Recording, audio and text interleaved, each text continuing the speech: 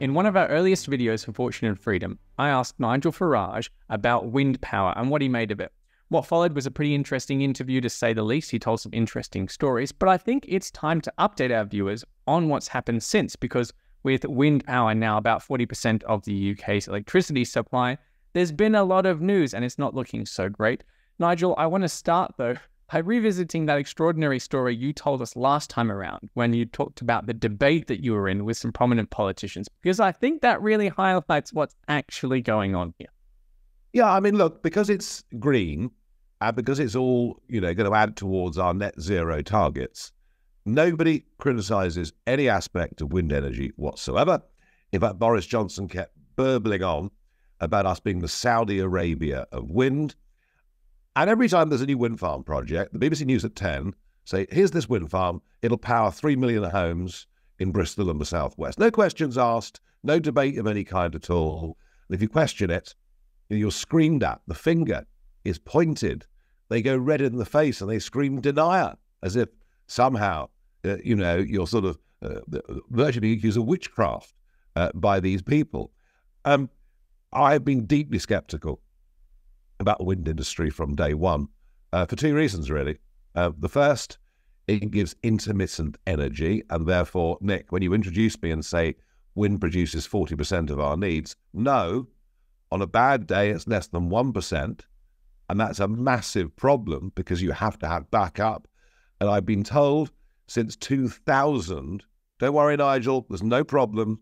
We're going to have battery storage for the excess electricity. Well, we haven't got it yet. And my understanding is, you'd need a battery storage site the size of Surrey to try and keep the electricity, and it would cost a fortune, and it diminishes pretty quickly.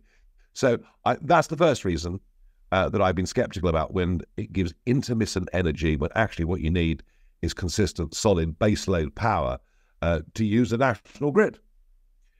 You have to be able to control it. That's the key issue, isn't it? Even if it's, yes, if the wind blew consistently, but you can't dial it up and dial it down, you're still not getting anywhere.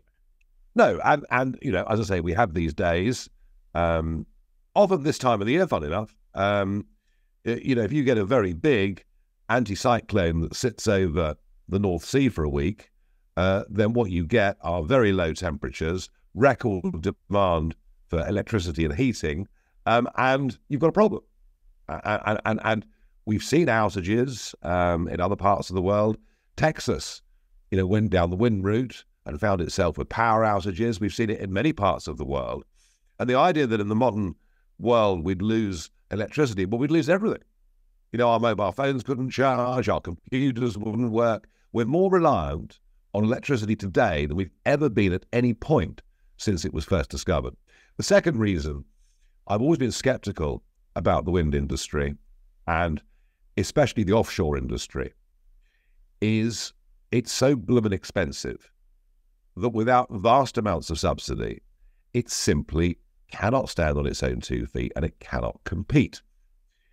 Now, what we've been learning from a very enlightening piece on Bloomberg, of all places, is about curtailment costs. So what's that, you ask? So when the wind's blowing really strong and the wind turbines around the country are all operating, or nearly all operating, at their maximum capacity, it then produces too much electricity. So they have to turn the machines off. And we pay them to turn them. No, I'm being serious here. You pay them because these costs are added to your electricity bill. You're paying a 20% premium on your domestic electricity bill to subsidize renewables. And so we now pay them not to produce electricity because we can't cope with the excess demand all coming at once. And the racket that's been exposed by Bloomberg is that what these wind energy companies have been doing is they've grossly been overestimating the amount of energy they can potentially use, so they get even paid more when they're not producing, not that they could have produced it in the first place. And that is a total and utter racket at every single level. The other let's just highlight this in a particular way, Nigel. You told me just before we started recording this that you've installed a wind turbine on your house. How much energy do you think that wind turbine might have produced over the last few days, and how much money do you think you should be paid for it? Yeah, well, I might, I might boil a kettle with it, I mean, look, I mean, there are examples, of people living in rural areas with exposed landscapes where they can put a little wind turbine up and they can generate a fair degree of electricity. That is true. At a micro level, it might work in certain circumstances, but the initial cost of putting anything up, however big or small, it'll take you 8 to 10 years to even begin to think that you might break even. And that's against a massive capital outlay cost to begin with. But the idea you can run a national grid with a situation where you're relying that 40% of it comes from wind, and a government and opposition who are determined to triple, to meet our targets, they need to build 18,000 more wind turbines between now and 2030. And the recent auction, there was a recent auction for wind farm sites in the North Sea. There wasn't a single bidder because the amount of subsidy governments are promising for the future is less than it's been in the past. We've also been paying wind energy companies for what they produce. But we've also been paying them over the course of the last couple of years the equivalent of what the gas price would be. So when we had the withdrawal of supplies from Russia, they were being paid far more than any previous gentleman's agreement. So it's the consumer paying the bill. It is British industry that is suffering. We have the highest electricity costs in the whole of Europe by far, and our electricity and gas costs are almost exactly double what they are in the United States of America. And you wonder why, when you look at GDP figures across the West, for the last 7 or 8 years, you wonder why. We've grown at nearly 10%. The Eurozone's grown at about 7%. America's grown at 14%. And access to cheap, reliable energy is a very major part of why America is doing so much better than we are, or indeed much of the rest of Europe. Energy is an absolutely vital part of our life, of our economy, of our industry. And we've got ourselves into this bizarre position in Britain where there is no debate. There is no debate. I mean, Sky News have a climate hour every night where they eulogize about wind energy, about heat pumps on the side of your house. Well, look, in an ideal world, fine, we'd have carbon neutral energy. But you've got to remember, whilst we're handicapping ourselves in this way, leaving ourselves at risk of having genuine blackouts, of seeing consumers ripped off by rackets, such as the one that Bloomberg has exposed, we've got China, India, and Indonesia. They're the big three, burning coal, billions of tons a year. No, I'm not exaggerating. Literally billions of tons of coal every single year. And I think at some point there's going to be a rethink. I think the farmers' protests across Europe are the first signs of the public saying, whoa, hang on a second, because these farmers are being told that they can't have as many cows on their land because of backside emissions, if I can put it like that. They're being told what nitrogen they can use on the soil. They're being heavily regulated, all of it in the name of meeting net zero targets. And what's really interesting politically is whether it's Italy or Poland or France or Germany, the finger of blame is being pointed very, very fairly and squarely at the European Commission in Brussels. So the political implications of all of this, I think when it comes to the European elections, which conclude on the 9th of June this year, are enormous. We're going to see a very, very large Eurosceptic swing, and much of this is around climate policy. Much of this is around unaffordable and, can I say, unachievable net zero targets. Sorry to interrupt, but if you're enjoying this content, you can get it every single day. Just click the link in the description or go to fortuneandfreedom.com. Get a daily email from our team of experts. Thank you. I read today, I think in the German media, that the German Greens Party is trying to rein in their European allies in the European Parliament to try and sort of wind back some of these green policies. So that's how extreme things are in the European Union. I wanted to dig in just a little bit more to this Bloomberg story, just to be absolutely clear, that these companies get paid to not produce energy, but they're then asked, well, how much energy would you have produced? Yeah, that's right. And apparently they've just been exaggerating things a little bit. So I wanted to give you the opportunity to say that this windmill on your house is producing lots of energy, and you shouldn't get it. I could do with a curtailment payment as well. I get the point you're making. No, I mean, look, there seems to be a total lack of scrutiny in this area, a refusal to criticize or condemn in any way the practices that go on within this industry, and that's because of the consensus view. I mean, don't forget that the 2019 piece of legislation committing us to net zero went through the Houses of Parliament without a vote. Wasn't even a debate. Just nodded through because everyone agrees. So yeah, at every level, we've been ripped off by this industry from day one. It's been a very little economic benefit. The theory of wind energy is great. The practice is, as I say, it's intermittent, it needs subsidy, it's damned expensive, and we're putting ourselves at a huge disadvantage by going down this route. Nigel, it's free. It's free. Okay, this curtailment issue was not the only scandal that's broken in the last few weeks. We've also got this issue of the Climate Change Committee supposedly using only 1 year of data in order to estimate the amount of energy storage needed to try and make wind less intermittent. The part of this that interests me is that when we estimate how expensive wind is, we don't attribute the costs of making that energy reliable to the cost of the wind power.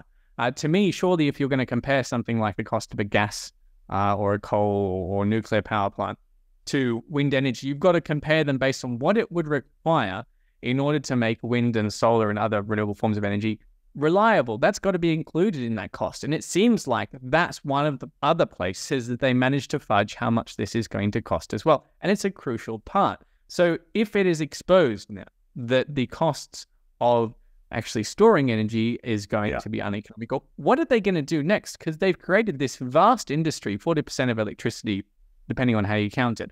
If they can't store the energy, what are they going to do? Well, they can't store the energy. They can't store the energy, which is why I repeat the word unachievable. What they're trying to do is unachievable. And that's why, of course, we have to have gas backup. And it's why there is a very big debate about nuclear energy going on across the Western world. The problem is our first major project in Hinkley with the Chinese and the French EDF company appears to be not going very well.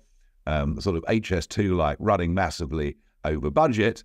But rest assured that the logic that nuclear energy, whatever its costs and problems, but the nuclear energy gives you reliable base load power. You know exactly what a nuclear station is going to produce 24 hours a day, 365 days a year. The logic will be, there will be a big political switch to nuclear. And you mentioned the German Greens a moment ago, even they have dropped their objection to Germany moving back towards nuclear. That is where this debate is going over the course of the next few years. I have no doubt about it. My last question is about some of the comments from the Siemens Energy, I think it was the CEO, possibly the chairman. He called some of the aspects of net zero as they're being presented to us a fairy tale. He commented that every energy transformation comes at a cost, and every transformation is painful. It's not how it was sold to us, though.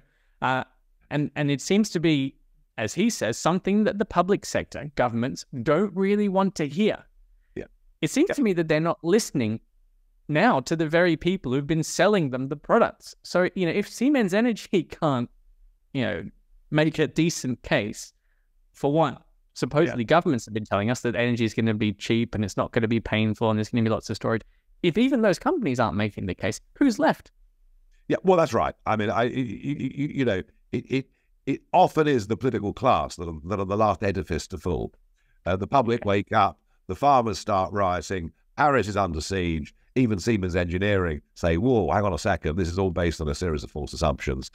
In the end, the inevitable will happen. But you see, it's difficult because, our political class have given up God. There's no more religion. It's been replaced by climate change. That is what they believe in. That is what unites them. And they, at the last few elections, try to show their virtue by out-greening each other in terms of telling us what they're going to do and how much good they're going to do us and to do the world. So they'll be the last edifice to fall, but fall, I promise you, they will. Are you worried about energy shortages, periodic energy shortages when the wind doesn't blow and the sun doesn't shine? Yeah, I've been worried for some years about energy shortages, and we've come blooming close once or twice. Hasn't happened to us, has happened out elsewhere. South Africa has been through a spate of energy outages over the course of the last year. And, you know, all that is doing is accelerating the decline of the South African economy and South Africa as a country. Texas, perhaps, is a better warning to us of what we think to be a modern, go-ahead state. Biden is still pushing ahead with these massive, hugely subsidized green energy plans. But no, the farmers of Europe have woken up. Everybody else will too. One last thing, Nigel, because what kills me about all this is when we do suffer these energy shortages, the households and the industries in various different countries, including the UK, are asked to dial back their energy demand. You know, in California, it was don't charge your car. In the UK, it will pay you to use less energy. And the media reports of these events celebrate them as a success. Yeah. That's what I mean, I would have thought that there is no bigger hit of the disastrous consequences of this green energy transition than the fact that we're required to not charge our cars and turn off our industries now. But the media celebrates, oh, we figured out this new wonderful technique. It kills me. Yeah, we're traveling less. We'll use less electricity. We won't go to Spain on holiday. And these are all advances.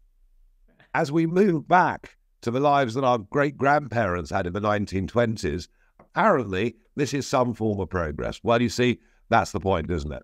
And when it becomes a religion, you can justify almost anything in its name. Well, thank you for watching, and I hope you agree it's never been more important to take control of your own money, your own financial situation. We do a daily free email, a Fortune and Freedom daily email with lots of knowledge, lots of insight. It's a very useful way of protecting yourself for the future. So please click the link in the description or go to fortuneandfreedom.com and get my daily email.